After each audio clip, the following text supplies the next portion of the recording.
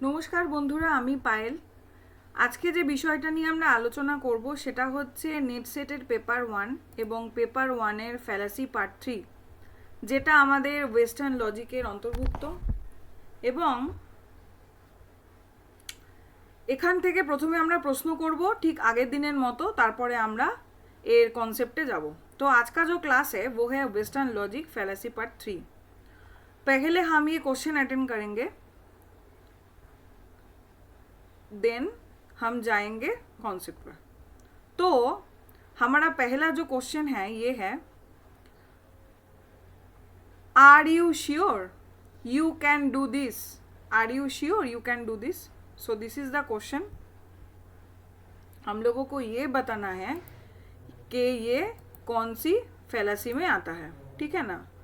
तो फैलासी का मूल जो पार्ट है उसका दोनों क्लास मैं ऑलरेडी करवा चुकी हूँ। ये है फैलासी का पार्ट 3। तो अब हम चलते हैं कॉन्सेप्ट के ऊपर। तो ये क्वेश्चन क्या है, are you sure you can do this? आप क्या श्योर हो, आप ये काम कर सकते हो? ऐसा ही कुछ पूछा। तो ये कौन सा होगा? अपील टू फोर्स होगा, काम हॉक होगा, फॉल्स एनालॉजी होगा और एट ফিরেন্টিয়া হোগা? কোন সা হোগা? এই হচ্ছে চারটে অপশান। চারটে অপশানের মধ্যে কোনটা হবে বলছে। তুমি কি শিওর? কাউকে জিজ্ঞেস করা হচ্ছে যে তুমি কি এটাতে শিওর যে তুমি এই কাজটা করতে পারবে? এটা কোন ধরনের ফ্যালাসি আমরা বলবো। প্রথমে এখানে অনেকগুলো অপশান রয়েছে, appeal to force, cum hoc, false analogy এবং অ্যাডফিরেন্সিয়া। আমরা আগে কনসেপ্টটা পড়ে নিই। কনসেপ্টটা পড়ে আমরা উত্তরটা করার চেষ্টা করব। এছাড়াও আপনারা যারা উত্তর করতে পারবেন মনে হয় তারা কমেন্টে আমাকে উত্তরটা জানান। जिनको जिनको पता है इसका सही आंसर क्या होगा वो प्लीज़ कमेंट सेक्शन पे जाइए और मुझे बताइए कि क्वेश्चन नंबर 1 का कौन सा ऑप्शन आपके हिसाब से सही होगा, ठीक है। अब हम कॉन्सेप्ट पे चलते हैं। ये है appeal to force or baculum. What is appeal to force or baculum? नाम पे ही पता चलता है, क्योंकि क्या बोला है, फोर्स, फोर्स है ना, और बैकुलम दोनों ही एक है। कुछ भी दे सकता है, अपील टू फोर्स भी दे सकता है एग्जाम पे और अपील टू बैकुलम भी दे सकता है, ठीक है। तो दोनों की मतलब एक ही है। अपील टू फोर्स मतलब फोर्सफुली अगर कोई हमें कुछ करवा रहा है ना। जैसे कि ये पिक्चर देखिए, मान लीजिए ये आदमी, हम पिक्चर पे क्या देख रहे हैं, ये जो आदमी है इसके हाथ में एक लाठी है और ये क्या कर रहा है, इस आदमी को मार रहा है, ठीक है। तो फोर्स क्या होता है, ये जो आदमी है ये फोर्सफुली कुछ बोल रहा है इस आदमी को और डर दिखा रहा है, कैसे, इस लाठी से। तो हम जब ऐसे कुछ सिचुएशन में फंसते हैं तो फोर्सफुली कुछ भी काम करते हैं, ठीक है ना, लाइफ में। इधर पे भी देखिए, ये जो आदमी है हम मान सकते हैं, आप मान के चलिए ये ऑफिस का बॉस है, ठीक है ना। अब ये ऑफिस का बॉस क्या किया, ये जो 4 एम्प्लॉय है उनके ऊपर ये क्या कर रहा है, चिल्ला रहा है और इन लोगों को कुछ काम करने के लिए बोल रहा है फोर्सफुली, और बोल रहा है आप अगर ये काम करो तो अच्छा है, अगर आप ये काम ना करो तो मैं क्या करूँगी, आप लोगों को ऑफिस से निकाल दूँगी। तो इसका मतलब क्या हुआ, ये जो लोग हैं ना वो काम करेंगे। क्यों? क्योंकि ये फोर्सफुली इस आदमी ने इन लोगों को काम करने के लिए बोला, तो और कोई चारा इन लोगों के पास नहीं है। तो ऐसा जब सिचुएशन आता है तो उसे हम कहते हैं अपील टू फोर्स और बैकुलम। মানে আমরা যখন জোর করে কোনো কাজ করাই কোনো মানুষকে দিয়ে, যেমন ধরা যাক এই দুটো লোক রয়েছে, এ লাঠি দিয়ে ভয় দেখাচ্ছে যে কোনো কাজ না করতে পারলে বা এই কাজটা না করতে পারলে তোমায় আমি পেটাবো, ও ভয় কাজটা করছে। আবার এখানে ধরা যাচ্ছে যে এ হচ্ছে অফিসের একজন বস, সে হচ্ছে তার এমপ্লয়ীদেরকে বকছে এবং বলছে তোমরা যদি এই কাজটা এতক্ষণের মধ্যে না করো তাহলে কিন্তু তোমাদেরকে আমি তাড়িয়ে দেবো অফিস থেকে বা তোমাদের কাজ আর থাকবে না। তখন এই লোকগুলো বাধ্য হচ্ছে কাজটা করতে। তার মানে আমরা আমাদের রিয়েল লাইফে অনেক কিছুই এই অ্যাপিল টু ফোর্সের জন্য করে থাকি। So this is the concept of appeal to force or baculum. Next is false of analogy. तो एनालॉजी का मतलब तो हम सबको पता ही है। तो यहाँ पर क्या बोल रहा है, apples, strawberries and raspberries are all red, they are all also all fruits, therefore all fruits are same. तो क्या है, ये जो एप्पल है, ठीक है ना, ये जो स्ट्रॉबेरी है और ये जो रास्पबेरीज है, आप लोग देख सकते हैं ये सब क्या है, लाल कलर है, रेड कलर है ना, और ये तीनों ही फ्रूट्स है। तो हम क्या कंक्लूजन निकाला कि therefore all fruits are red. क्या ये सही है? नहीं, तो ऑल फ्रूट्स रेड नहीं होता है ना। बहुत सारे फ्रूट्स बहुत सारे कलर के होते हैं पर सब फ्रूट्स रेड नहीं होते। लेकिन हमने क्या किया, ये फॉल्स एनालॉजी निकाल दिया इन तीनों को देख के। अगर इन तीनों रेड है, तीनों फ्रूट्स है, तो सभी फल जो है वो रेड है। ऐसा जब हम बोलते हैं और सोचते हैं और कंक्लूजन निकलते हैं, उसको हम बोलते हैं false of analogy. I hope आप लोगों को समझ में आई। তো এই হচ্ছে ফল, আপেল হোক, স্ট্রবেরি হোক, রাস্পবেরিজ, যেগুলো হচ্ছে লাল রঙের আমরা দেখতে পাচ্ছি এবং আমরা জানি এই তিনটেই হচ্ছে ফল। এবার আমরা একটা ভুল অ্যানালজি নিয়ে এলাম, মানে একটার সঙ্গে একটার আমরা মিল খুঁজে বার করছি ভুলভাবে। কি করে আমরা বলছি যে এই তিনটে ফলই হচ্ছে লাল এবং এই তিনটে ফল, তাই না? তার মানে ফল তার মানে লাল রঙেরই হয়। তাহলে এই যে একটা অ্যানালজি আমি তৈরি করলাম, এটা কিন্তু একটা ভুল বা ভ্রান্ত অ্যানালজি, যেটার বাস্তবে সত্যিকারের কোনো অস্তিত্ব নেই। কিন্তু আমরা কি করলাম, ডেইলি লাইফে এরকম অনেক কিছুই কম্পেয়ার করে থাকি। আশা করি এই কনসেপ্টটা ক্লিয়ার হয়েছে। তাহলে আমরা জেনে গেলাম অ্যাপিল টু ফোর্স আর false of analogy. The next part is एडफिडेंशिया। तो व्हाट इज एडफिडेंशिया? पहले हम ये पढ़ लेते हैं। क्या बोला, attacking the person self confidence in place of the argument of the और द एविडेंस। तो हम क्या करते हैं, कुछ आर्गुमेंट होता है किसी के साथ, तो हम उसका सेल्फ कॉन्फिडेंस को घटाने के लिए ना उसको अटैक करते हैं, ठीक है ना। तो इसे बोलते हैं एडफिडेंशिया। इस एग्जाम्पल को देखिए, are you 100% sure about that? आप क्या मतलब श्योर हो माने किसी के बारे में और कुछ भी। What if our research in the future tell us that whatever. मतलब क्या है, ये आदमी इसी को पूछ रहा है कि आप क्या इस काम में श्योर हो, आप क्या ये जो बोल रहा हो माने बोल रहे हो इसमें क्या आप श्योर हो। तो ऐसा जब क्वेश्चन हम किसी को करते हैं तो हम क्या करते हैं, उसका जो अपने ऊपर जो भरोसा है ना, जो सेल्फ कॉन्फिडेंस है, जो आत्मविश्वास है, उसको हम तोड़ने की कोशिश करते हैं। तो इसे हम बोलते हैं एडफिडेंशिया, ठीक है ना।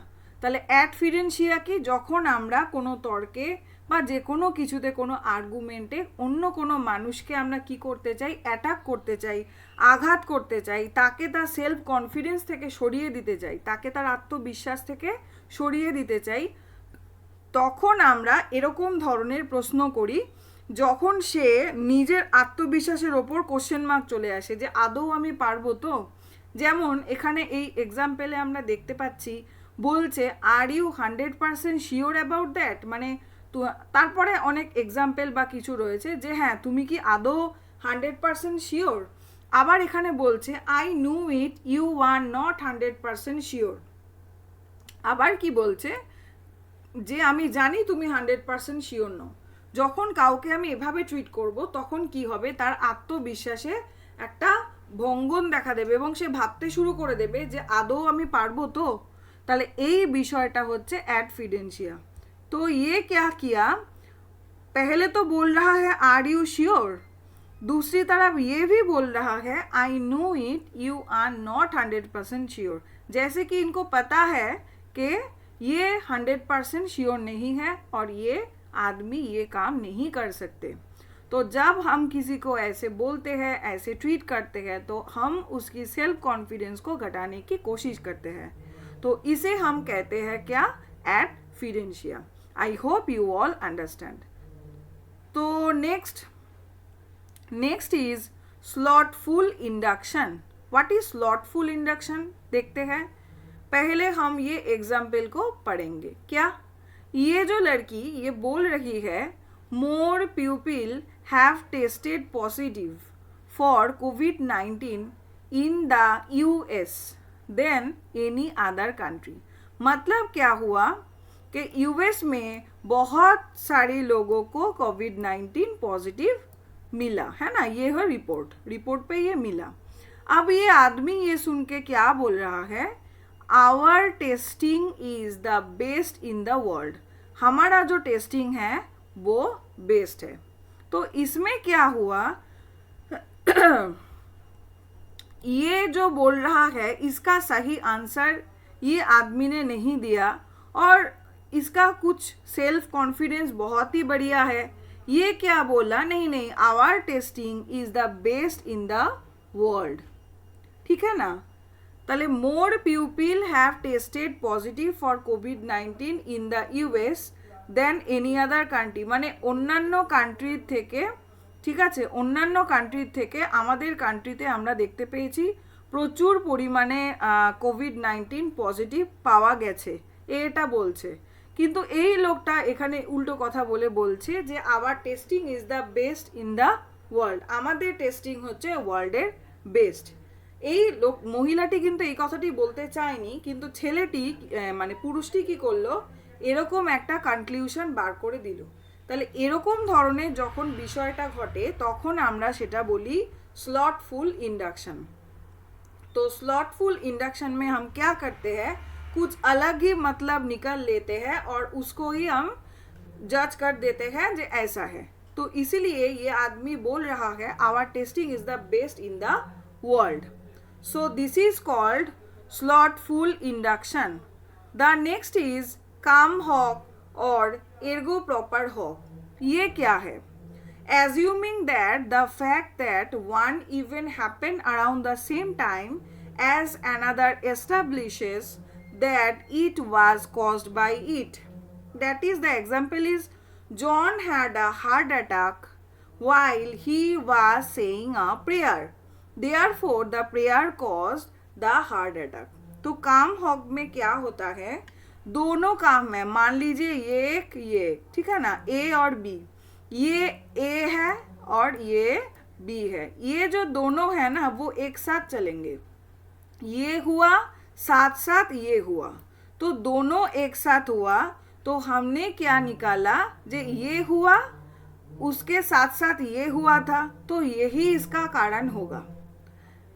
ठीक है ना। तो क्या हुआ, जॉन को हार्ट अटैक आया, कब आया, जब ये प्रेयर कर रहा था। तो प्रेयर कर रहा था उसके साथ साथ ही हार्ट अटैक हुआ, तो हमने क्या किया, कॉज इफेक्ट वाला रिलेशन लगा दी।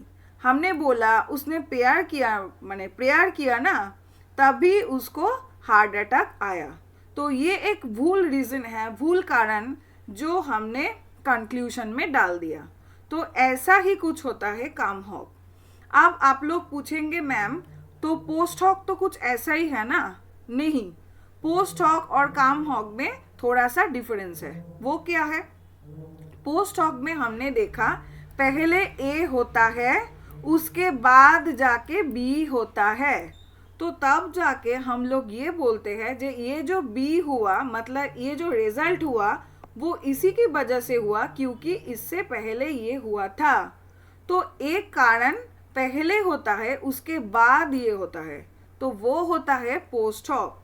लेकिन ऐसा कैसे हुआ, ये क्या है काम हॉक, ये दोनों साथ साथ होता है। जैसे कि ये पिक्चर मान लीजिए, ये पिक्चर में क्या है, हम देख सकते हैं ये ऊपर उठ रहा है और ये नीचे जा रहा है। मान लीजिए एक ही है ना, एक ही है, ये ए है ये बी है। अगर ये नीचे आएगा तो ये ऊपर जाएगी, अगर ये ऊपर जाएगा तो ये नीचे आएगा। तो ऐसा ही रिलेशन है काम हॉग में। कोई दो कारण होगा जो एक साथ ही घटेगा और हम क्या करेंगे, एक को कारण मान लेंगे और दूसरे को उसका रिजल्ट। तो ऐसा जब होता है तब हम उसको काम हॉग बा एर्गो प्रॉपर हॉग बुलाते हैं। आई होप आप लोगों को क्लियर हुआ ये कॉन्सेप्ट। काम हक বা এগ্রো প্রপার হকে কি হচ্ছে, যে দুটো ঘটনা পাশাপাশি ঘটছে, দুটো ঘটনা অর্থাৎ এ বি দুটো একসাথে ঘটছে এবং আমরা ভেবে নিচ্ছি যে বি এর কারণই হচ্ছে এ বা এর কারণই হচ্ছে বি। কেন? কারণ দুটো একই সাথে ঘটেছে। যেমন এখানে এক্সাম্পলে বলছে John had a heart attack while he was saying a prayer, therefore the prayer caused the heart attack। মানে বলছে জনের হার্ট অ্যাটাক এসছে যখন সে প্রেয়ার করছিল বা প্রার্থনা করছিল, তাহলে ওই প্রার্থনা করাই কারণ হচ্ছে হার্ট অ্যাটাকের। কেন আমি দুজনকে এক কনক্লুশনে নিয়ে এলাম? কারণ হচ্ছে হার্ট অ্যাটাক আর প্রেয়ার একসাথেই ঘটেছে, তাহলে এটাই এটার কারণ হবে। এই যে বিষয়টাকে আনলাম এটাকে বলা হচ্ছে কাম হক। এই ছবিতেও আমরা দেখতে পাচ্ছি একটা উঠছে একটা নামছে। আবার আমরা জানি এটাকে যদি আমরা উপরে তুলতে যাই এটা নামবে, তাহলে কি হবে, দুটো একসাথে ইন্টার রিলেটেড এইরকম ধরনের সম্পর্কযুক্ত কোনো ঘটনা যদি ঘটে থাকে একসাথে এবং তাকে যখন আমরা দায়ী করি তখন আমরা বলি সেটাকে কাম হক। এবার একটা কনফিউশন হতে পারে যে ম্যাম কাম হক আর পোস্ট হক কিছু অনেকটা তো একই হয়ে গেল, তাহলে দুটোর মধ্যে পার্থক্য কোথায়? দুটোর মধ্যে স্লাইড পার্থক্য রয়েছে। কোথায়? পোস্ট হকে আমরা দেখেছি প্রথমে একটা ঘটনা ঘটে তারপরে গিয়ে তার ফলাফল হয়। যেমন আমরা এর আগে পড়েছিলাম যে একজন ব্যক্তি একটা রেড লাইট ক্রস করেছে রাস্তা দিয়ে, আপনারা নিশ্চয়ই ক্লাসটা করেছেন তাই ছবিটা মনে পড়ে যাওয়ার কথা। রেড লাইট ক্রস করেছে রাস্তা দিয়ে, তারপরেই তার মাথা ব্যথা শুরু হয়েছে। দুটো একসাথে কিন্তু হয়নি। প্রথমে সে রাস্তাটা ক্রস করেছে, রেড লাইট জ্বলছিল যখন, তারপরেই কিন্তু তার মাথা ব্যথা শুরু হলো। তাহলে একটা কারণ আগে ঘটছে তারপরে এটা ঘটছে, এটা ছিল পোস্ট হক। কিন্তু কাম হকের ক্ষেত্রে কি হলো, একটা দুটো করে নয়, দুটো ঘটনাই একসাথে ঘটলো, প্রেয়ার এবং হার্ট অ্যাটাক একসাথেই ঘটলো। এই ছবিটা হচ্ছে সব থেকে ভালো এর উদাহরণ। এটা হচ্ছে কাম হক বা এর্গো প্রপার হক। তাহলে এরকম এক্সাম্পল দিলে আমরা যেন গুলিয়ে না ফেলি পোস্ট হকের সাথে কাম হকের। আশা করি এটা বোঝা গেছে। এরপরে আমরা আসছি anecdotal fallacy. What is anecdotal fallacy? Definition is the use of anecdotal evidence or isolated examples that rely on personal testimonies to support or refute a claim. Example কি বলছে? My grandfather was a heavy smoker most of his life, but he lived to be 90 years old. Therefore, smoking is not harmful to people. तो इसने क्या बोला? एक आदमी है जिसने बोला कि माँ मेरा जो ग्रैंडफादर है ना वो क्या है, हेवी स्मोकर था, वो बहुत स्मोक करता था, कभी 90 ईयर हो गया तब भी स्मोक करता था, लेकिन उसको कुछ नहीं हुआ। 90 years till 90 years he lived, वो जीवित रहा। तो स्मोकिंग, उसने क्या कंक्लूजन निकाला कि smoking is not harmful to people. इसका मतलब स्मोकिंग करना हमारे लिए हार्मफुल नहीं है। ऐसा है क्या? ऐसा तो नहीं है। उसके ग्रैंडफादर जो है उसने कर दिया, ठीक है ना, स्मोक भी करते थे और जीवित भी रह लिए 90 ईयर्स के लिए। तो ठीक है, सभी के लिए ऐसा तो नहीं होता और हम लोगों को पता ही है स्मोकिंग कितनी हार्मफुल है, ये इफेक्ट करती है, इससे बहुत कुछ होता है। लेकिन हमने क्या किया, इस एग्जाम्पल के थ्रू हमने स्मोकिंग को ओके कर दी। Smoking is not harmful to people, हमने ऐसा बोल दिया जो कि गलत है। तो ये क्या है? एनाडोटल फैलासी। एनाडोटल मीन्स हम ऐसा बोलते हैं 90 ईयर्स, ठीक है ना, 80 ईयर्स तब जीवित रहा, ऐसा कोई डेटा हम खड़ा कर देते हैं और उस डेटा के थ्रू हम ये बोलते हैं कि ऐसा तो हुआ था, इस डेटा में ऐसा बोला था, तो कुछ भी नहीं होगा। तो इसे हम बोलते हैं অ্যানাডোটাল ফ্যালাসি। তাহলে অ্যানাডোটাল ফ্যালাসি হচ্ছে যখন আমরা কোনো এভিডেন্স জোগাড় করে দিই এবং কোনো এভিডেন্স জোগাড় করে এটা বলার চেষ্টা করি যে এই লোকটা এই কাজটা করেছে এত বছর ধরে কিন্তু তার কিছু হয়নি, তাহলে হয় না। যেমন এখানে বলছে যে my grandfather was a heavy smoker, আমার গ্র্যান্ডফাদার প্রচুর পরিমাণে সিগারেট খেত, তার জীবনের অনেকটা অংশই সে এইভাবেই কাটিয়েছে, কিন্তু সে 90 বছর অবধি বেঁচে থেকেছে। তার মানে স্মোকিং কোনো ইনজিওরই করে না, স্মোকিং পিউপিলের জন্য কোনোভাবেই হার্মফুল নয়। তাহলে আমরা কিন্তু এরকম একটা কনক্লুশন কখনোই বলতে পারি না, কারণ আমরা জানি স্মোকিং আমাদেরকে হার্ম করে। কিন্তু আমরা কি করলাম, এরকম একটা কনক্লুশন নিয়ে এলাম কোনো একটা অ্যানাডোটাল রিপোর্টকে সামনে নিয়ে।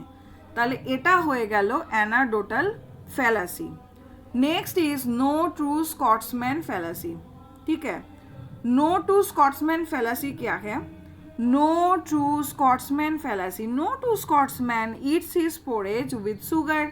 If you did you're not a true Scotsman. जो स्कॉट्समैन होता है वो जब पोरेज खाता है उसमें शुगर से नहीं खाता।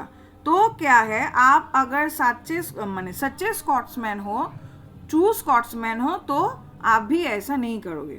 तो हमने क्या किया, एक को एग्जाम्पल खड़ा किया और दूसरी को ये बोल दिया आप अगर सच्चे हो तो आप ऐसा नहीं करोगे, आप सच्चे नहीं हो तो ही ऐसा करोगे। तो हम जब किसी को ऐसे बोलते हैं और ऐसे सोचते हैं तो ये क्या होता है, हमारा स्कॉट्समैन फैलासी होता है। তাহলে আমাদের কি হলো, নো ট্রু স্কটসম্যান ফ্যালাসি কি হচ্ছে, যখন আমরা এরকম বলছি যে no true Scotsman eats his porridge with sugar, তাহলে কোনো স্কটসম্যানই তার পোরেজকে সুগারের সাথে খায় না। ঠিক আছে, তাহলে if you did you're not a true Scotsman, তুমি যদি এই কাজটা করো তাহলে তুমি কখনোই সত্যিকারের স্কটসম্যান নও। তাহলে যখন আমরা দৈনন্দিন জীবনে এরকম ধরনের কোনো উদাহরণ দিয়ে কোনো ব্যক্তিকে বলি বা নিজেরাও বোঝার চেষ্টা করি, সেই বিষয়টাকে আমরা বলি নোটস ট্রু স্কটসম্যান ফ্যালাসি। নেক্সট আমরা আসছি হচ্ছে denying the antecedent. Denying the antecedent হচ্ছে, এটা হচ্ছে একটা formal fallacy, taking the form if P then Q, no P therefore no Q, therefore no Q. তাহলে আমি এখানে কি করলাম, এটা একটা ফর্মাল ফ্যালাসি, প্রথম কথা। দ্বিতীয় হচ্ছে আমি পি আর কিউ এর মধ্যে একটা রিলেশন তৈরি করলাম। আমি বললাম নো, মানে যদি পি থাকে তাহলেই কিউ থাকবে, যদি পি না থাকে তাহলে কিউ থাকবে না। মানে আমি বলে দিলাম এ এবং বি কোনো কিছুর জন্য, ধরা যাক কোনো একটা ঘটনা ঘটেছে, আমি বললাম হয় এটা এ হবে নয় এটা বি হবে। ঠিক আছে, ও এ হচ্ছে না তাহলে বি হবে। তাহলে এই যে বিষয়টা, এটাকে আমরা কি বলি, डिनाइंग द एंटीसीडेंट फैलासी। अच्छा, डिनाइंग द एंटीसीडेंट फैलासी क्या होता है, ये एक फॉर्मल फैलासी होता है जो एक स्ट्रक्चर्ड होता है। ठीक है ना, फॉर्मल फैलासी हम लोगों को मालूम ही है, ये बहुत सी स्ट्रक्चर्ड होता है। और इसमें क्या होता है, हम मान लेते हैं इफ़ पी देन क्यू, अगर किसी भी घटना किसी भी चीज़ में दोनों है, पी है क्यू है, हमने मान लिया अगर पी है देन क्यू भी है। ठीक है ना, इफ़ पी देन क्यू, अगर P नहीं है देयरफॉर नॉट Q। ठीक है, तो हमने क्या किया, डिनाइंग द एंटीसीडेंट कर दिया। इफ P देन Q, যদি P থাকে তাহলেই Q আছে, नॉट P, P नहीं देयरफॉर नॉट Q, তাহলে Q नहीं। तो हमने क्या निकाला, अगर P होगा तभी Q होगा, अगर नॉट P, अगर P नहीं होगा देयरफॉर Q भी नहीं होगा। क्यों नहीं होगा, हो ही सकती है ना, होगा, लेकिन हमने क्या बोला, ये होगा तो ये होगा, ये नहीं होगा तो ये भी नहीं होगा। तो हमने क्या किया, ए और बी एग्जाम्पल से मैंने समझाया कि अगर ए है तभी वहाँ पर बी होगी, अगर ए नहीं है तो बी भी नहीं होगी। तो ऐसे करके हम जब किसी भी सिचुएशन को रखते हैं तो उसे हम कहते हैं denying the antecedent fallacy. Next is genetic fallacy. Genetic fallacy is very easy. Genetic means genes ना, हम कहते हैं ना जीन में है, हमारा जीन में है। तो हम क्या होते हैं, इसमें थोड़ा सा बायस होते हैं, कुछ चीज़ कुछ हैबिट्स हमारे जीन में होते हैं। जैसे कि ये एग्जाम्पल है, how can you convict this man for murdering his mother, he is an orphan. तो इस आदमी का क्या है, ये क्या है, ये ऑर्फन है, ठीक है। तो इसके दिमाग में ये बैठ गया कि ये तो ऑर्फन है, तो ऑर्फन तो क्या होता है, तो वो कभी इसकी माँ की मर्डर नहीं कर सकती। तो ये जो सोच है ये क्या सही है, ये तो सही नहीं है ना। तो कहीं इसका कुछ ट्रस्ट इशू, इसका अंधविश्वास बोल सकते हैं हम, है इस ऑर्फन के लिए। तो क्या इसलिए इस आदमी को ये बचाने की कोशिश कर रहा है। Next is I don't care, it's a fallacy. I don't care, it's still in genes. मतलब जो भी हो जाए, हमारी आँख के सामने कुछ सच्चाई भी दिखाई दे तो भी हम उसे ना कहेंगे, क्योंकि हमारे जीन्स में है। हम जो भी सोचते हैं वही सही है, चाहे वो असली में गलत हो, फिर भी हम क्या बोलेंगे कि यही सही है। तो this is the genetic fallacy. তো জেনেটিক ফ্যালাসি বলতে আমরা বলি জিনগত বিষয়, মানে একদম জিন থেকেই আসছে, আমরা পুরো বায়াস সেই বিষয়টার জন্য, আমরা কোনোভাবেই এটাকে মানবো না। যেমন বলছি যে how can you convict this man of murdering his mother, কি করে তুমি এই লোকটাকে দায়ী করছো যে সে তার মাকে খুন করেছে, কারণ সে একজন অরফ্যান। মানে অরফ্যান কখনো খুন করতে পারে না তার মাকে। তাহলে এই যে আমার একটা ধারণা, একটা কি বলবো, একটা মানে একটা সোকল্ড ধারণা আমি নিজের মনের মধ্যে নিয়ে বসে আছি যে এরকম হলে এটা কখনো করতেই পারে না। তাহলে এটা আমার কোথাও একটা জিন থেকে আসা বা জিনগত ফ্যালাসি, যেখানে বলছে I don't care, it's fallacy, মানে আমি কেয়ারই করি না, it's still in genes, in my genes, আমার জিনে রয়েছে, আমি এটাই। তাহলে এখানে খুব সুন্দর করেই ছবি দিয়ে দেখানো হয়েছে। So this is called genetic fallacy. The next is base rate fallacy. This is the last one. What is base rate fallacy? Base rate fallacy वो होता है, ये पिक्चर देखिए, ये आदमी कुछ दिखा रहा है, कुछ डेटा है, ठीक है ना, जो सही है। हमें कोई भी काम करो और कुछ भी करो, हमें डेटा को जानना है सच्ची है या नहीं। तो ये लोग क्या करते हैं, वो डेटा को देखते ही नहीं, केयर ही नहीं करते। तो बेस रेट फैलासी, मान लीजिए ये आदमी दिखा रहा है जे इतने पॉपुलेशन है, और हमारे एग्ज़ाम के हिसाब से हम ऐसे बोल सकते हैं इतने लोग अपेयर्ड है, उसके हिसाब से हमारा जो 6% है वो नेट क्वालिफाइड होगा, और नेट क्वालिफाइड होगा, और JRF जो होगा वो 1% होगा। तो आप लोग ठीक से पढ़ाई करो, नहीं तो इस 6% और 1% में नहीं आ पाओगे। आप मान लीजिए ये जो आदमी है ऐसा सलाह दे रहा है एक बेस रेट के ऊपर, ठीक है ना, ये कुछ दिखा रहा है, दिखा के बोल रहा है, लेकिन ये जो लड़की है, दोनों हैं, ये इसको नज़रअंदाज कर दिया, और कभी ये बोल रहा है ओ हम कर लेंगे, कुछ भी हो हम कर लेंगे। तो ये क्या है, ओवर कॉन्फिडेंस है। तो इन लोगों ने क्या किया, ओवर कॉन्फिडेंस से वजह से बेस रेट को नज़रअंदाज कर दी, बोल दी हाँ ठीक है ये इजी है हम कर लेंगे। तो ऐसा जब हम बोलते हैं, बेस रेट को नहीं देखते, तो उसे हम कहते हैं बेस रेट फैलासी, ठीक है। यहाँ भी वही हो रहा है, ये आदमी कुछ बोल रहा है, ये लड़की कुछ बोल रहा है, और बेस रेट को नज़रअंदाज कर दिया। तो ये दो पिक्चर है बेस रेट फैलासी। তাহলে বেস রেট ফ্যালাসি হচ্ছে যখন আমরা কোনো জিনিসের বেসকেই পাত্তা দিই না। মানে আমি যদি বলি, যেমন এ বলছে যে এখানে একটা ডেটা দেখিয়ে যে দেখো, আমি ধরছি যে পরীক্ষা নিয়েই বলছি, তাহলে আপনারা ভালো বুঝবেন যে এতজন অ্যাপেয়ার্ড, এতজন রেজিস্টার করেছে, এতজন অ্যাপেয়ার্ড হয়েছে, এবং তার মধ্যে থেকে কিন্তু 6%কে নেট দেওয়া হয়, এবং 1%-এর মধ্যে যেতে পারলেই তারা JRF পায়। তো যখন এই বিষয়টা বলা হচ্ছে, তখন কেউ হয়তো উত্তর দিচ্ছে ও কোনো ব্যাপার না আমি করে নেব। আমি কি করলাম, বেস রেটটাকে পাত্তাই দিলাম না, এবং নিজের মতো নিজে একটা ধারণা পোষণ করে রইলাম। তাহলে এই যে বিষয়টা, এটাকে আমরা বলবো হচ্ছে বেস রেট ফ্যালাসি। ঠিক এখানেও সেম ঘটনাটাই ঘটছে। তাহলে এই গেল হচ্ছে ফ্যালাসি 3টে ক্লাসের আলোচনা। এবার আমরা মোটামুটি বুঝে গেছি এবার প্রথম যে প্রশ্নটা আমাদের সামনে ছিল আমরা সেখানে আসব। বলেছিল are you sure you can do this, তুমি কি শিওর তুমি কাজটা করতে পারো? অ্যাপিল টু ফোর্স আমরা পড়েছি, যেটা ফোর্সফুলি করানো হচ্ছে। কাম হগ আমরা পড়েছি, এ বি দুটো কারণ একসাথে ঘটছে। ফলস অ্যানালজি পড়লাম, তিনটে ফ্রুটের মধ্যে আমরা ভুল অ্যানালজি করলাম যে তিনটেই এক। অ্যাড ফিডেন্সিয়া আমরা পড়লাম, অ্যাড ফিডেন্সিয়া কারো সেলফ কনফিডেंसকে যখন আমরা অ্যাটাক করার চেষ্টা করি, তাহলে এটা কি দাঁড়িয়ে গেল? অ্যাড ফিডেंसिया। तो हमने क्या देखा, ये जो क्वेश्चन है इसमें बोल रहा है are you sure you can do this, आप क्या श्योर हो कि आप ये काम कर सकते हो? तो इसमें क्या हुआ, फर्स्ट जो ऑप्शन है ए अपील टू फोर्स, इसमें क्या था, हम फोर्सफुली किसी के ऊपर फोर्स डालते हैं अगर वो आदमी वो काम करे, ठीक है ना।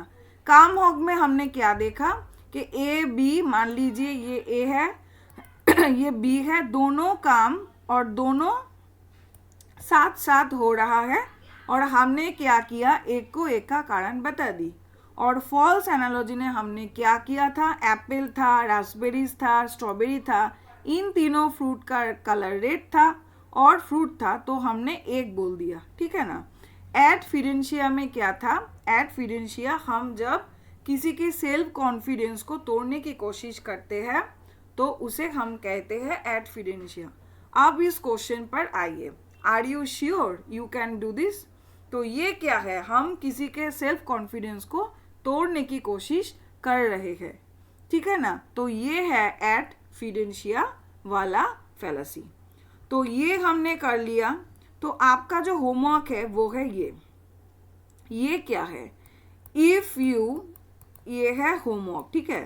क्या है, if you don't do this then I will shoot you, which fallacy, अगर आप ये काम नहीं करोगे तो हम क्या करेंगे, आपको शूट कर देंगे, मार देंगे। तो ये कौन सी फैलासी है, ए है स्लॉटफुल इंडक्शन, बी है बेस्टेड fallacy, C false analogy, D হচ্ছে অ্যাপিল টু ফোর্স। তাহলে if you don't do this, যদি তুমি এই কাজটি না করো তাহলে আমি তোমাকে শুট করে দেব, এটা কোন ধরনের ফ্যালাসি আমাদেরকে বলতে হবে চারটের মধ্যে, ঠিক আছে। তাহলে এটা খুবই সোজা, আমরা স্লটফুল ইন্ডাকশনও পড়েছি, বেস্টেড পড়েছি, ফলস অ্যানালজি পড়েছি, অ্যাপিল টু ফোর্স পড়েছি। তাহলে কোনটা করা হচ্ছে সেটা কিন্তু আপনারা একটু ভাববেন এবং আমাকে আপনারা কমেন্টে 2 নম্বরের উত্তরটা বলবেন। আশা করি আজকের ক্লাসটা ক্লিয়ার হয়েছে, বোঝা গেছে বিষয়টা। আবার একবার ক্লাসটা শুনে নেবেন যদি একবারে বোঝা না যায়, কারণ এই বিষয়গুলো ছবি দেখে দেখে খুব মাইনুটলি শুনে ভালো করে বুঝলেই কিন্তু মনে থাকে।